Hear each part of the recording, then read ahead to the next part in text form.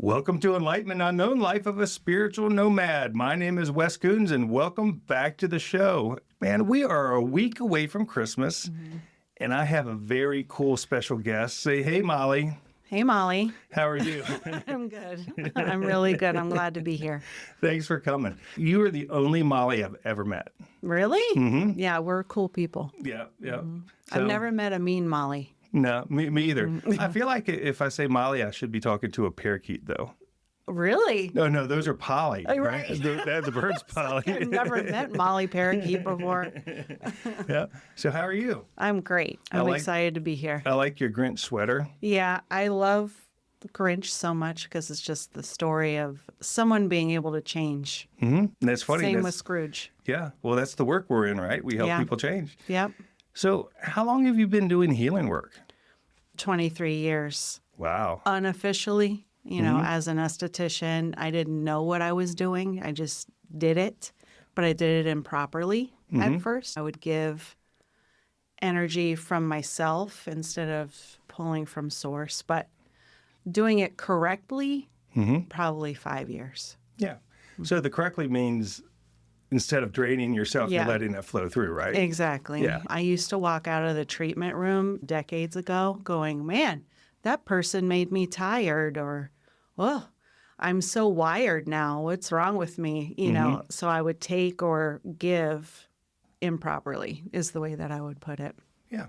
Well, it's still a blessing, isn't it? It is. Yeah. So how long have we known each other? I'm trying to remember. How did we meet? How did we meet, Wes? Was it is it the Reiki Wellness Center or something? No. I know. I wanted Reiki, and I literally Googled Reiki near me, and then I looked for the person with the most and the best reviews. Who was that? You. Oh, okay. You. I thought maybe I was second best. I don't know. No, you. And I was like, well, I'm going to try this guy. And that's how I ended up there. Yeah. Well, I'm good at fooling people, so I'm glad you showed up. Before that, though, we had ran into each other in a comment section on Facebook somewhere. That's right. Mm-hmm. And I was like, oh, this sounds like a normal, nice person. Let me comment on his comment. And that's how we touched base first. Mm-hmm. Our version of normal, I think, is different than most people these days. Yes. Yeah. So, what's today's date? I don't know. The 20th? The 21st. Yesterday was solstice. Christmas is this week. Yeah. Okay. Like 3 days, time to get the turkey out of the freezer. I guess I should put a Christmas tree up if I'm doing that, huh? You don't have a Christmas tree? Mm-mm. No. Oh. Mm-mm. You're not in the spirit this year? I used to, when back in the day when I was married, we lived on 8.5 acres and I had a half-mile driveway, and we would put up about 30 Christmas trees down the driveway and do all this stuff to celebrate my mom. And just since my spiritual awakening 5-6 years ago, I just haven't really been into it. I don't know. I just haven't. Does it feel fake to you? No. Commercialized? I think the reality is the first 5 years I was just so beside myself broken. Yeah. I couldn't. And so the thought was, why should I put something underneath there? There's not going to be any gifts, right? So last year I put a tree up, and this year I just didn't need to, didn't want to, not sad about it. So I've clearly healed something. Grateful for that. Yeah. Yeah. I don't think Abby will be upset if there's not a Christmas tree. Right. No, I don't think. Especially if there's moose antlers that are given for Christmas. Yes, you brought her moose antlers, so that was nice. Yeah. Whatever brings someone joy for the Christmas season is what should be done. And if it's not a tree, it's not a tree. Maybe it's giving or serving soup at the soup kitchen or whatever. But whatever brings someone peace and joy is what should be done. It should be. I don't know about you, but for me, the holiday season, really except for this year, last year was pretty good, but this year is great. I have always been sad. Oh. And I don't know why. I had a pretty good childhood. People go through things as kids, but I never could figure out why the holiday season and my birthday was always just painful for me. And when's your birthday? September 17th. Oh, I'm a Virgo. Oh. I don't know if that's good or bad. So, I was talking to Kelsey the other day. She said, that's the most Virgo thing I've ever heard. I'm like, I have no fucking idea what that means, but okay. Now, what kind of healing work do you do? You've done a lot of training this year, haven't you? I have. When you dive into it and then you just want to learn everything you can as fast as you can because you're so thirsty for all the all everything. So I did Reiki and quantum. Nice. You suggested Margaret. And so I went through all of that this past summer, and I just went to this thing at this little church introducing me to some of the classes at the ARE. I'm thinking about maybe dipping my feet over there. And then you told me something about not centurions. Now I forget. Oh, what the you said. Arcturians. Arcturians, Yeah, right. with Jean Eng.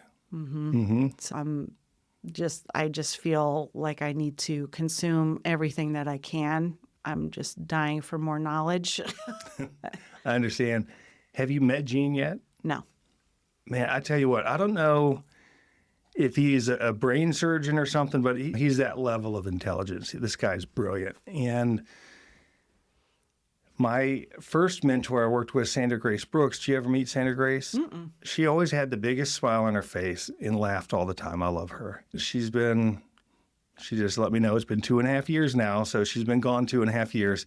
Sandra Grace introduced me to Gene, and when Gene does a healing on somebody, it is the most bizarre thing I've ever felt. So I was on a Zoom call with him, and I had questions about stuff, and we had like 20 minutes left. He's like, well, do you want a healing? And Andrea was here, my friend Andrea, and he didn't know she was here. She was just sitting in the room, but we're on the Zoom call. He could only see me. And I said, yeah, that'd be cool. And he just kind of looked around and just put his hands in prayer position. Instantly, the second he closed his eyes, I was out of my body like a freight train hit me. It was crazy. I've never experienced anything like that. Whoa. And when it was over, he's like, oh, okay, man, all right, see you later. Like it was nothing, and he's gone. And I'm looking at Andrea, she's looking at me, she's like, what the hell was that? I'm like, I have no idea. And the crazy part is I'm kind of thinking, I was like, well, when we do the healing work, do we have to know who's in the room? I guess you don't. I've never really thought about that. But she said, Wes, he instantly out of my body too. Huh. It was crazy. Wow. Yeah. And wow. Do you feel like you can do that? I guess. I don't know. Never really.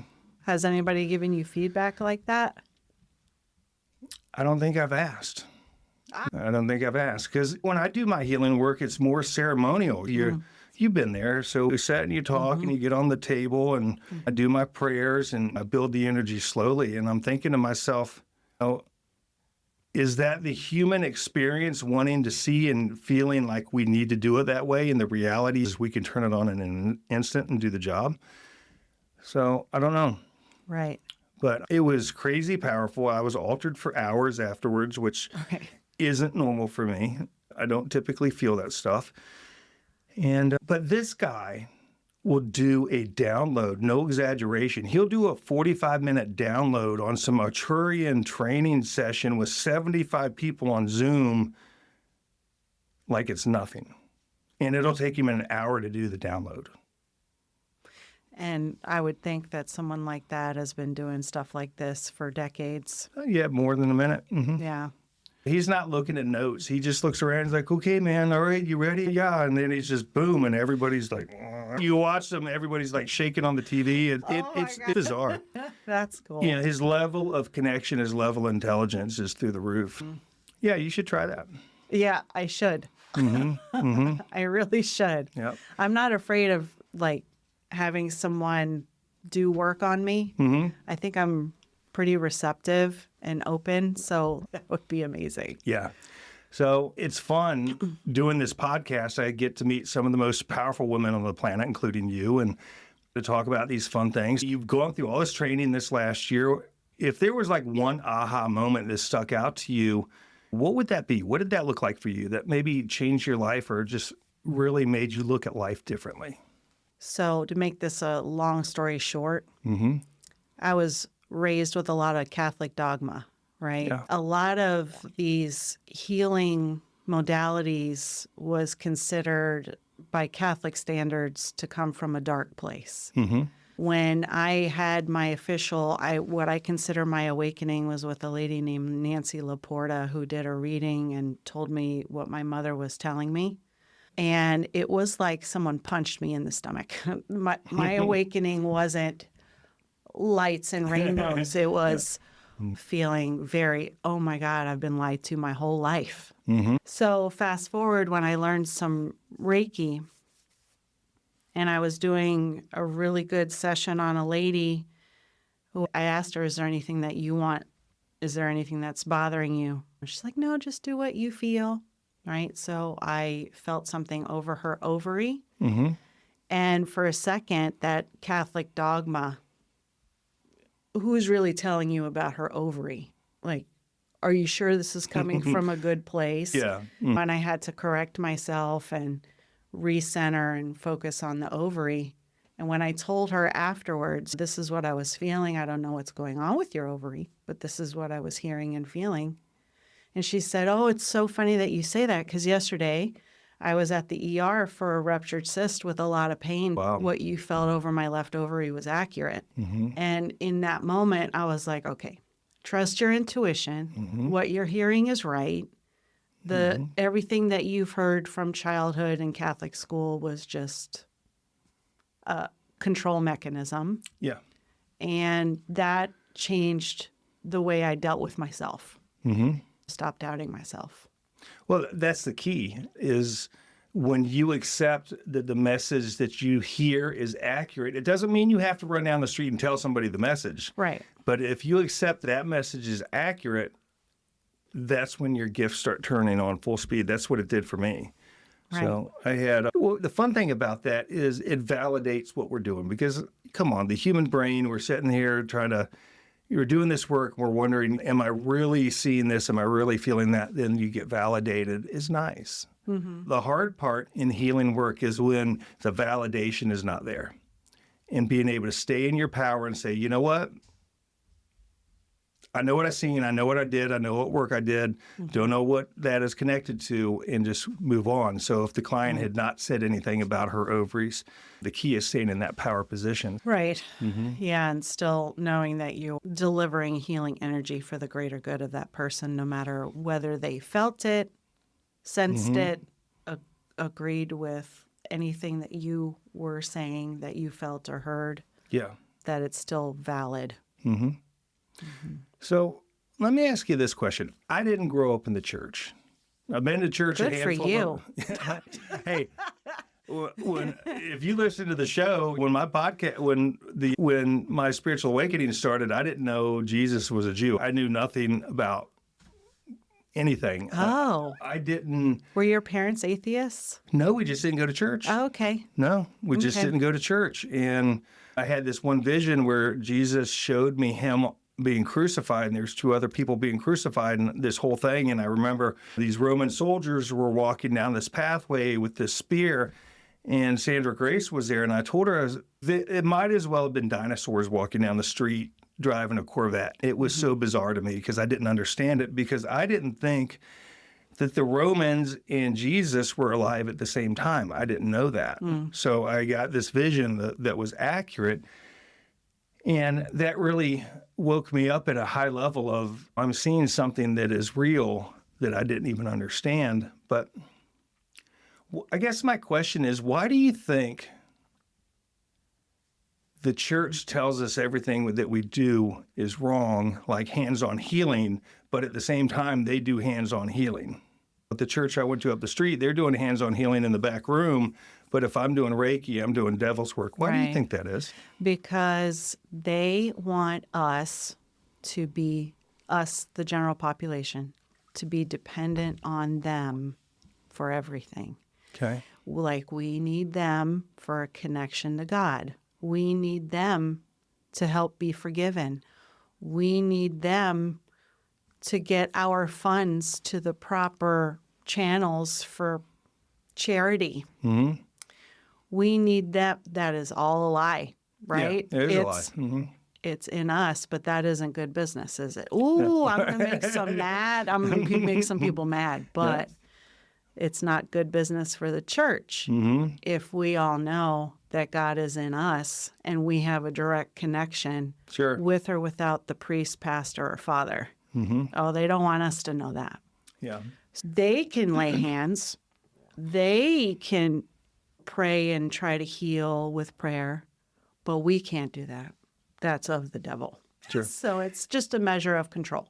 Yeah, I think so. I've got another segment of this podcast, honestly, I've been agonizing on doing called I can't even speak, called The Sunday Preach, No Shoes Required, where we're talking about God, but honoring our gifts and our spirituality and stuff. And can't wait to listen to it. yeah, the first episode was supposed to go out this week. Then I had some dental work done and my face is swollen and it's hard to talk. But the reality is, I've been in the forefront of a lot of stuff, but this one's been bothering me a little bit because the Christians and stuff could be pretty mean. Yeah. I've had family members, when I've done a prayer, correct me afterwards. And I'm like, maybe you should be excited that I even fucking prayed. Yeah. Let alone that I don't go to church, I don't do these things. And instead of sitting there saying, hey, look at Wes Grew, it's let me condemn him for saying one word wrong. And I don't understand that. And when I was learning this healing work, in the beginning, I was given these really long prayers. You have to say everything, every word for word, and it was 2 and 3 sheets long. And at least for me, I believe that I don't have to do it that way. Right. Because I've done the prayer to ask, Holy Sacred Spirit, please use me as a clear and present channel to flow through me to heal this person as a basic prayer. And I've tested it because that's who I am. I'm like, hey, send the juice, man. And I felt the same thing. I think Sandra Grace always told me, she said, Wes, this works intention and visualization. Your intent is to heal somebody. Your visualization is you're visualizing that person getting better. And so it's been a fun process. And getting comfortable do you talk to dead people? That's the first thing you asked me the first time we met. And I said, no, and I don't want to. Yeah. But I'm becoming more open to the idea. Obviously, I'm hearing something when I'm working on somebody. But does someone come through and say, hey, your mom's here and blah, blah, blah? No, I don't hear any of that. Yeah, that one's awkward. That one's awkward. So It must be like you're never alone. I'm never alone. Right. So Yeah. I don't know if I want that. Does it get on your nerves? Be honest. Sometimes, yeah, I can hear the dog talk to me. I can hear plants talk to me. I can hear the trees. If I really focus, I can down hear for the that. house. Yeah. I'd be down for that. Well, you never met Sugar, did you? No. That little Yorkie I had? No. I put a Facebook post up on Facebook the other day, and it had a picture of a Yorkie in front of a frat house, and it said this Yorkie went missing like 3 or 4 years ago, and they found the Yorkie 300 miles away living in this frat house, right? Oh, yeah. And so this would be Sugar, but Sugar would have beat that dog's ass for being ugly and lived there, but she was crazy. She was wild. I could hear her talk, and she always said, F you. She was mean as hell. And she was mad at me because As she was. Yorkies are. Yeah, I'm just kidding. Yeah, she was losing her sight and having a hard time. But I could hear the dogs talk to me. If you're here in the house, Abby and I will have a full-blown conversation back and forth and typically debating something. So it's interesting. I look crazy. Well, I think every dog owner talks to their dogs, whether other people know that it happens or not. But we all talk to the dogs. Yeah, but I get to hear her back. And so it's like, okay. Right. So Sugar taught her the FU word, and I'm like, you don't even know what that means. And she goes, yes, I do. I'm like, what does it mean? And she just gets quiet. I'm like, okay, see? Yeah, it's The crazy. question is, why are your dogs cursing you out so much? I don't know. Okay. I don't know. I'm pure love and light, so I have no idea why that is. But Sugar was so mad at me. I had Sugar when that haunted house started, Right. and she left the week that it got bad, and literally she came back the week after it was over, and I think she was abused. Well, I know she was abused while she was gone, so that the person that had her, that was actually the owner of the dog. Her boyfriend had abused the dog, so when Sugar came back, she wasn't the same. Her hip was damaged from being kicked, and Oh. I don't think she ever forgave me for letting her go. We had a challenging relationship at the end, but she was a good dog. But that dog would fight anybody, anywhere, anytime. She wouldn't bark. She wouldn't yelp. She would just attack. She was the best dog ever. Yeah. So what are your plans for your healing business? What do you think you're going to be doing in 2026? In 26, I'm building a website for my second business that I'll be opening. I already own Virginia Beach Wax and Beauty Bar, but I'm going to do the healing part of it as a separate business called the Healing Energy Alchemist. Nice. And working on the website, getting the booking up, all that stuff. We can already book through the original business, but I need to create the second one. So when you're waxing somebody, you're doing Reiki so it doesn't hurt so much when it comes off. My clients have been with me forever, so I don't need to do that. They already know it sucks. Yeah, that's funny. That's funny. Well, I came to you for a facial. That was fantastic. Did your skin do okay? Mm-hmm. Okay, good. Yeah. I've enjoyed that, so I'll be definitely coming back. What do you think the future of your business is going to look like? I think decade outlook will be me doing more healing work and more energy work incorporated into the facials and less permanent makeup.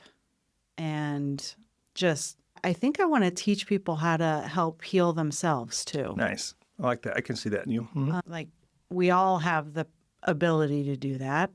I didn't realize that until 5 years ago. And there's a whole society out there that has no idea that they can access and draw and pull and heal themselves too. So if we can get that started, I think it would be great. I think the collective is paying attention. I think I'm coming across more and more people that are open to this work, that are paying attention, that are not hiding.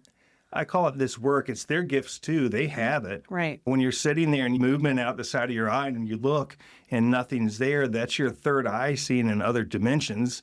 Are infinitely more powerful than men. You just are. You've got these gifts this intuition that is significant if you actually plug into it. And then everything else, I think it's a beautiful thing. I think this planet is changing. I believe God is bringing us to the table at a high level. And I'm curious to see what it's going to look like in 20 years. That's going to be cool. Yeah, I think expansion of consciousness will be infinite at that point. And not to sound kooky, but I think the internet is really helpful in this way. Oh, yeah. Because you can gain access to information and other ways of thinking so easily. Of course, you have to use a lot of discernment and make sure that you're listening to the right people. Sure. But it's helpful. Yeah, I would tell, somebody asked me the other day, they said, Wes, how do I know if I'm connecting with somebody good? And I was like, well, it needs to feel good. You know, if you're looking at something and you're questioning it, then that's when I say I'm good. I step out because I don't know enough about so many things that I've had my butt in trouble before. I'm not going to do it again. And when Lakota came in and helped me and fixed everything I had going on, she looked me dead in the eye. She said, I will never do it a second time. I will never help you a second time. And I was like, well, what if I get in trouble? She said, if you get in trouble now, it's because you did something wrong. So I stay where I'm supposed to stay. Right. That's hard because I'm the guy that wants to press the button, right? Right. But not with this work. I love this work, and it's been beautiful. I like it. You know what I would have said to that person that asked you, how do I know who I'm hearing it from? If the message is coming through, let's say the message is saying to you to do something that goes against what you really want, but what you really want is to do something mean to someone. Yeah. And the message is coming, be kind to this person, or watch what you say to this person, or something on the nice edge when you want to be the mean side, then that is the right channel. Like sometimes the message will go against what you want, but it's the right thing. That's funny. Yeah, doing the right thing is the right thing. Yeah. One of the things, one of the, something I've been in conflict with myself is we talk about on the show life happens for you and not to you, and everything that comes into your life is a direct reflection, right? Right. So I hired this lady to come in and revamp my image, do my website and all this stuff. And I'm not going to say her name, but she stole my money. Mm-hmm. And I got to be honest, I'm agonizing over that. I'm like, what lesson am I supposed to learn?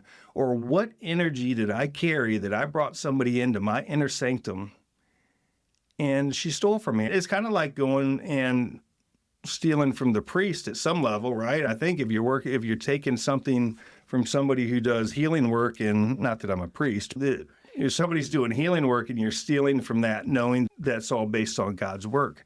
And the karmic debt, it's got to be something. But for me, trying to figure out what energy did I carry that brought that in, I don't understand. I look at that situation, I always break things down into 2 categories. Mm-hmm.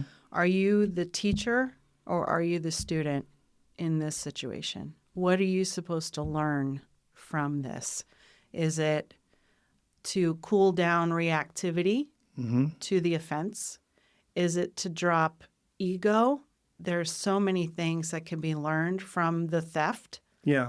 Or are you supposed to teach her something? I don't know. I don't know. But that's the way, whenever I have a challenge, I always just take a breath. Am I the student or am I the teacher? Sometimes it's both. Yeah. And it takes some of the heat out of the offense. Yeah. And the funny thing is I'm not even angry at her. I'm disappointed. Mm-hmm. I'm really disappointed. Those are the brutal words. Yeah, I'm just disappointed because I believed in this person at a very deep level. And I don't know. I'm just trying to reflect on that of, if I'm going to be honest on the show, I might as well be honest with what's going on and just try to figure that part out. Mm-hmm. Then it's maybe the darkness doesn't want me to do that work. And this is some of the stuff they're putting in place to keep me from doing it. I don't know. Oh, yeah. That could all be true as well. Mm-hmm. There could be many correct answers. Yeah. Mm-hmm. And I've already gotten to the point where if I don't get the investment back, maybe she just needed it more than I did. Right. It could be that. I could promise you the holy and spiritual Wes would have been standing on her front porch, but... Oh, you want to hear a story where I showed up on someone's front porch for money that was owed? Mm-hmm. Yeah, I sure did. I called, I emailed, I did all the things first, and then I got her address. I showed up on her doorstep and told her that I needed the money, that the bounce check. Mm-hmm. And she was like, yeah. And then it went unanswered for forever. And then I went to the police, right? And filed. And then all of a sudden, this is somebody in the Navy, right? She shows up to the business 2 days before we're supposed to go to court. Here's the money. I'll still see you in court. What? I just gave you the money. No, you need to understand. You can't do this to small businesses. And then it turned out that she had done it many times. Yeah. To other people. And small businesses, man, we can't take those hits. No, it could be painful. That's for sure. So she had to clean litter and all that stuff as what the judge gave her or whatever. But you're going to learn today. Like, I'm pretty sure that she would never do that again. That's funny. So Margaret taught you about the Metatron cube, right? Yeah. Yeah. So what was that like? Could you feel the energy when you opened the Metatron cube? I could feel energy in so many things. Mm-hmm. Just coming into oneness. I can feel energy if I put up ascension columns on a property. I can feel energy just praying. Yeah. So in the Metatron cube, yeah. I feel actual prickly vibration. Oh, that's cool. Yeah, when the first time I opened it, the person I was working on was on the healing table, the massage table, and I was bent over at a 90-degree angle, and Margaret's like, "Are you getting sick?" I was like, "No, I can't stand up. The energy like sucked me over the table." Oh. And it was like that for the first 5 or 6 times. It was bizarre. It was so powerful. Huh. It was crazy. Yeah, no, I don't get bent over. Right? You get thrown against the wall. Yeah, no, nothing like that. I feel almost like there's an electric current in the air. So when you start doing prayers, how long does it take before your hands just start lighting up? Do you feel it immediately? I feel it pretty immediately. And sometimes I'll get really hot and sometimes my hands get cool. And I haven't figured out what the difference is there on certain clients, why I'm cool, why I'm hot. Sometimes I don't know. Yeah. Well, I use my breath.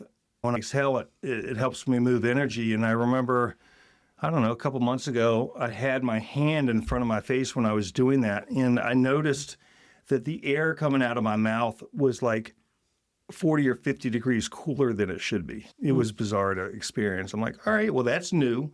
So I don't know what that was about. Yeah. And, yeah. I guess we just keep on experiencing weird things going, that's curious. Yeah. And so do you do any healing work with animals? Do they in the room or whatever? Or do you work on animals or do they come in the room when you're there and they get under the table, anything like that? I do little sessions like today. To get the antler, I was at PetSmart and there was a Cane Corso there that was all puppy and just all over the place. And I just said, hey, can I say hi to your dog? And I touched her and was like, it's okay. I know it's exciting here. Just relax. And she was just like, okay. And the owner, just like what you said to me when I met Abby for the first time. She laid down in the aisle and rolled over, and the owner was like, oh, she never does that. That's so weird. Dogs just do that to me all the time. They just roll over. So, yes, I'm constantly like giving them reassuring messages and yes. Yeah. So that's fun. If we're out and Abby meets somebody that is clearly, they've got something going on there in a wheelchair or something, she knows. She just treats them differently because most people she won't pay attention to. They'll reach down to want to pet her and she doesn't even look at them. So when you get somebody like you that shows up and she lays on her back, I'm like, well, that's not normal. If they come and they've got something going on, there's this really autistic young lady I met 2 or 3 weeks ago, and Abby just laid on her feet, rolled over on her back, and it was really pretty. It's cool to see how they can connect and they understand somebody needs extra love. Did you hear about the idea that nonverbal autistic children are going to help elevate the rest of the planet to the 5D through telepathic communication? Have you heard about this idea? I have heard people talk about it a little bit, yeah. Like maybe it was the autistic child verbal or nonverbal? She was nonverbal. Yeah, she could have been communicating to Abby and you don't even know. Like I've been learning about this because I had a client ask me if I could do quantum healing on her nonverbal son while he was sleeping, trying to heal his nonverbal issue. And me not knowing, I'm ignorant, right? So I was like, sure, I'll try to work on it. But as soon as 9 p.m. hit, I knew he was in bed. I was going to work on him while he was sleeping. I immediately heard, that's his divine blueprint. Do not change that. And then Margaret put me in contact with another lady who only deals with nonverbal autistic children. Oh, wow. And she specifically was like, no, that message was absolutely right. You have to help heal the parent from what's going on with the child, not the child itself. Yeah, Margaret and I had worked with a lady who had this beautiful nonverbal daughter, and the mother, just wonderful family, and going through that process and talking, and the reality is the parents that needed the healing, not the little girl. Right. Yeah, everybody wants your child to be a certain way, and the reality is she's perfect the way she is. Her energy, working on her energy was the purest energy I've ever experienced in my life. It was beautiful. And she would just smile and just laugh when I worked on her. It was fun. She's a sweetheart. Right. So now, if people wanted to get up with you, Molly, how do they find you? Honestly, they could just Google me. I've been around so long. They could just type my name into Google. Molly Zemke, Zemke. They will find me, my business website, the TikTok, the Facebook. Did I already say Instagram? Everything, right? But my business is Virginia Beach Wax and Beauty Bar. But you'll find me as soon as you type in Molly Zemke. Yep. That's it. Well, Molly Zemke, thank you for coming on the show. Thank you for having me. This was fun. And if I don't see you, Merry Christmas. Merry Christmas. Thank you. So everybody, I will see you on the next episode. The Sunday Preach, No Shoes Required, I promise will be coming out soon. And you have Merry Christmas. Merry Christmas.